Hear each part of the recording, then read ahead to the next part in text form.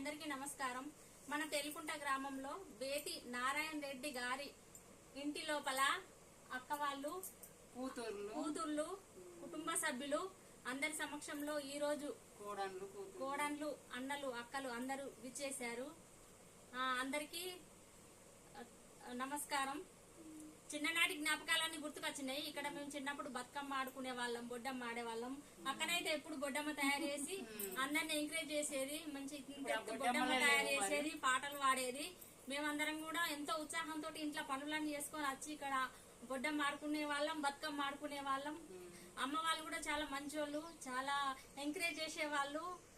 ఎవరిని ఏం అనకపోదురు. అంత వెనకటి కాలం అయినప్పటికీ కూడా ఎంతో ఓపికతోటి ఉందరు. ఆ జ్ఞాపకాలన్నీ ఇప్పుడు గుర్తుకొచ్చినాయి. కుంటుడు ఆడితే మాత్రం ఒక్కసారికి ఇట్లా అనుడితోటే మేము అందరం ఒక దెబ్బకి అవుట్ అయిపోదాము. కబడ్డీ ఆడదాము, ఖోఖో ఆడదాము, దాగుడు మూతలు ఆడదాము.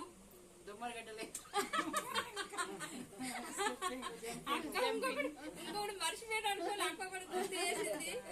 ఆ గడ్డిలో దుమ్మరగడ్డలు ఎత్తు చిడిచిడి పెడతాను. గోకుంటే ఇంటి ముఖాన్ని ఉరికే వరకు సన్నీళ్ళు బుడబుడ స్నానం పోతురు అమ్మ వాళ్ళు.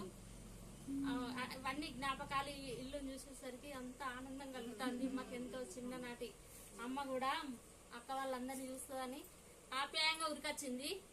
థ్యాంక్ యూ అందరికీ.